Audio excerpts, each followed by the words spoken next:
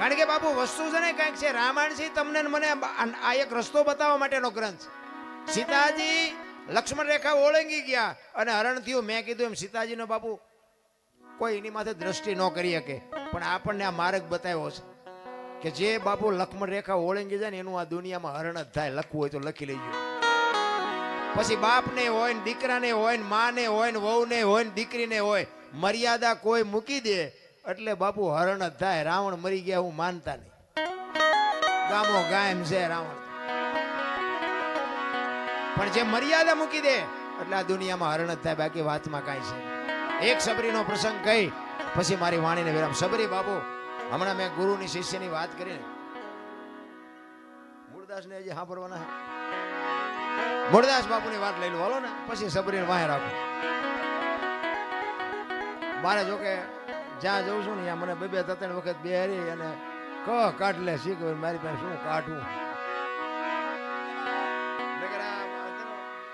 બધા સાંભળેલો જ છે મને, આમાં કઈ નવું તો કઈ છે નહીં. એટલે એ તો મને ખબર છે, નહીં બોલી કુતી કોઈ નહીં બોલાવે એ ખબર છે. પણ આ દેહને એક દી બાપુ દુનિયા દિવાળી જ મૂકવાની છે. બાકી એક દેહથી જો 5 આત્માને આનંદ આવતો હોય તો એમાં લડી લેવાય, એમાં કઈ સવાલ જ નથી.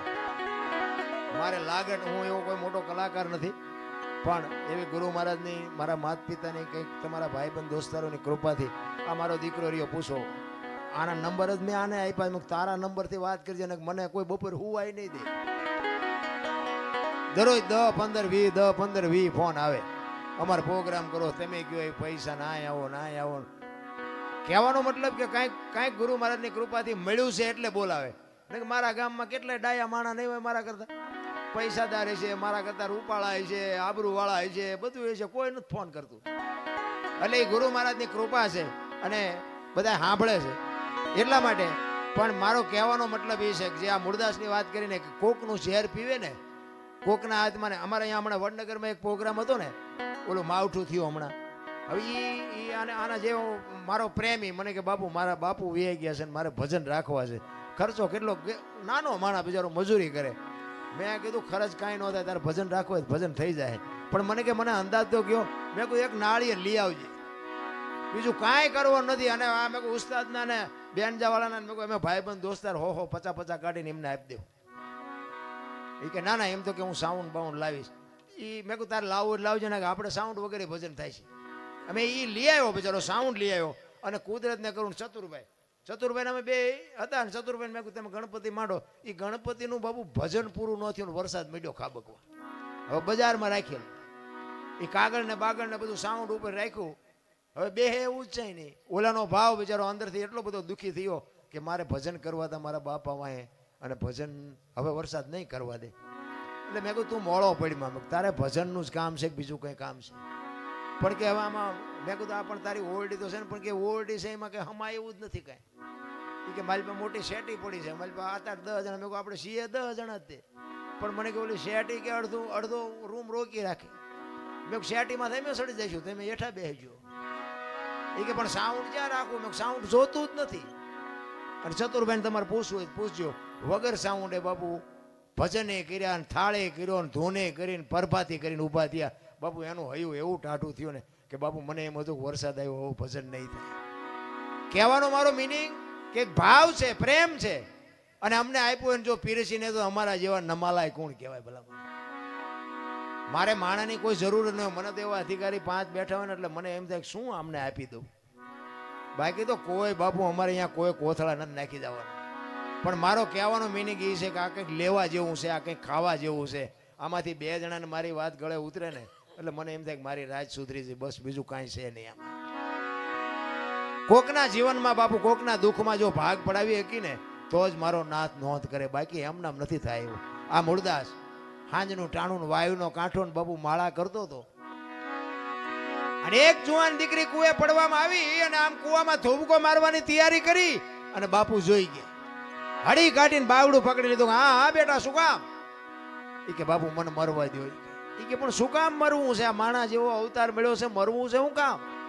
એ કે બાપુ મારા જીવનમાં એક ભૂલ થઈ ગઈ છે, હું મોઢું નથી બતાવી શકું એવું. પણ કે છે હું આ કુવામાં પડીને બીજી ભૂલ કરવી છે? ઈ કે એમ નહીં, પણ ઈ કે હું કહી શકું એમ નથી, પણ કે શું વાત છે? ઈ કે બાપુ મારા પેટમાં બાળક છે ને, બાળકના બાપનું નામ લઈ શકું એમ નથી. લઉં ને તો જીવવા દે ને, પણ લઈ શકું એમ નથી. કારણ કે એવા મોટા માણા હોય તો બાપુ આવા જ કોકને ધંધે લગાડે ને. એટલે મૂળદાસ બાપુ એમ કે છે કે તારા પેટમાં બાળક છે, એનો બાપનું નામ લે તો તને જીવવા દે? કે બાપુ તો જીવવા દે. અને તેથી આ ભારતનો સંત બાપુ એમ કહેતો હોય કે કાલ તો ને તારું બાળક જો બચી જતા હોય તો અમરેલીની બજારમાં જઈને કહી દેજે કે મારા પેટમાં બાળક છે, એનો બાપ મૂળદાસ છે, કહી દેજે જાય છે. આ તૈયારી આપણી? ઈ કે પણ બાપુ તમે જાણતા નથી, અમરેલી તમને મારશે. ઈ કે તું તારું બાળક બચી જતા હોય તો અમરેલી ભલે ને મને મારે. ઈ હવારમાં બાપુ ખબર પડી અને વાત બહાર પડી કે આ દીકરીના પેટમાં જે પાપ છે એ તો ઓલા મૂળદાસ બાપુનું. આખી દુનિયા કે બાપુ બાપુ કરતી, અને આની આ દુનિયા હાથીની અંબાડીએ ચડાવે ને ક્યારે ઘટાડે બેહારે કોઈ ભરોસા નથી રહ્યા. ઈ અમરેલીમાં માથે મુંડન કરાવી, ગધાડું બોલાવી અને જોડાનો હાર પહેરાવીને બાપુ અમરેલીમાં ફૂલેકો કાઢ્યું હો મૂળદાસ. મૂળદાસ બાપુ ગધાડા ઉપર બેઠા બેઠા વિચાર કરે કે વાહ ઠાકર વાહ, ત્યાં મારી માથે આજ ભજાડી પડી કે કાંઈ વાંધો નહીં, એક દીકરીને બાળક એ તો બચી ગયા ને. એનો નશો બાપુ એને કાંઈ નાનું નહોતું લાગતું. એક આપણે એસટીમાં ચડીને, આપણને એસટીમાં જગ્યા મળી જાય, કોઈક બેન ચડે, છોકરું તેડીને, કોઈ માજી ચડ્યા હોય, કોઈ વૃદ્ધ બાપા ચડ્યા હોય, એને તમે જગ્યા આપી દો ને અને તમે ઉભા રહ્યો ને તોય તમને થાક ન લાગે. એ જગ્યા આપ્યાનો નશો તમને થાક ન લાગવા દે કે ભલે બેઠી મારી બેન બેઠી છે ને, પણ આ કરવું જ નથી. આ વાત ઉડતી ઉડતી જામનગર સ્ટેટ, અમારા જામનગર દરબારે મૂળદાસમાં કંઠી બંધાવેલી, અને એને આ વાતની ખબર પડી ને કે મૂળદાસે આવું કર્યું, કંઠી તોડી નાખી. અને આયા બાપુ મૂળદાસ જો નજરે જોયેલું ખોટું પડે, સાંભળેલું તો ખોટું પડે, નજરે જોયેલું ખોટું પડે. આયા ઠેબી નદીના હામા કાંઠે બાપુ મૂળદાસ બાપુ સાપરું વાળીને રહે છે. અને એને વિચાર કર્યો કે આ દુનિયા નો સમજે કે ઓલો જામનગર દરબાર મારી કંઠી બાંધી છે, એની પાસે જવું અને એ કંઈક મારી વાતને સમજી શકે. એ અમરેલીથી જામનગર જાય, જામનગર દરબાર ગઢમાં ગયા. કીધું કે મારે બાપુને મળવું છે. બા સાહેબે કીધું બાપુ ઘરે નથી, ક્યાંય ગયા? એ કે ગામમાં મોટું મંદિર છે ને, અહીંયા બધા સંતો આવ્યા છે, મોટા મોટા મહાપુરુષો આવ્યા છે, અહીંયા કંઠી બંધાવા ગયા છે. એ કંઠી બંધાવા ગયા એમ કીધું ને બાપુ આ ફાટ્યો મૂળદાસ માથે. અરે તારી ભલી થાય તારી, આને મારી કંઠી તોડી નાખી. પણ એ કે કાંઈ વાંધો નહીં, મારે એને મળ્યા સિવાય જવું નથી. એ દરબાર ગઢથી મોટા મંદિરે બાપુ મૂળદાસ જાય અને રસ્તામાં એક મરેલી બિલાડી પડી છે, બચડા ટળવળે છે. અને મૂળદાસ અહીંયા આવીને ઉભા રહ્યા અને એને આમ ઘડીક વિચાર કરીને મરેલી બિલાડીને જોડીમાં નાખીને આવ્યા અહીંયા ડાયરામાં. આખો ડાયરો બાપુ આગડા ઠઠ બેરો છે અને બધાએ મૂળદાસને બહાર કાઢવા મહેનત કરે છે. કઈ ભાગી જા, તું તો પાપી છો, તું તો આવો છો. ઓલા સંતો અંદર બેઠા છે કે શું ભાઈ દેકારો થાય છે? એ કે ઓલો અમરેલીથી મૂળદાસ આવ્યો છે ને, એને બધા બારો કાઢે. એ કે આવવા દો અંદર આવવા દો, એને કંઈક કામ હશે. મૂળદાસ આવ્યા અંદર અને કીધું કે મૂળદાસ શું આવ્યો? એ કે બાપુ મારે બીજું કાંઈ કામ નથી, હું તો મારા કામે જતો હતો, પણ મેં એવું સાંભળ્યું તો કાંઈ મોટા મોટા સંતો આવ્યા છે ને એક રસ્તામાં મરેલી બિલાડી પડી હતી અને એના બચડા બિચારા ટળવળતા હતા. મેં કીધું મોટા મોટા સંતો આવ્યા હોય, એના બિલાડીને જો બેઠી કરે તો બચડા દૂધ ભેળા થાય, એ હાટું આવ્યો, બીજું કાંઈ કામ નથી. એમ કહીને બાપુ ચોળીમાંથી બિલાડી કાઢીને મૂકી. આખો ડાયરો દાંત મીડ્યો કાઢવા. એ કે મરેલા જીવતા થતા છે કે બાપુ થાય જ તે, નકરી આરતી જ ઉતરાવી દુનિયા પાસે, આ નકરા પગે લગડાવા છે. અને આ બાપુ ભજનમાં આપણે તો ઠીક, હવે આપણે તો નાના છીએ ને આપણે તો ભૂલો હજાર આવતી હોય, પણ બાપુ ખરા ખરીના ખેલ હોય ને ત્યાં ખબર પડે. સાધુ સંતોના મેળાવડા જ્યારે ભેગા થાય ને, એમાં એક વેણ તમારું આગુ પાછું થાય ને, ચીપી આવા આમ પડે.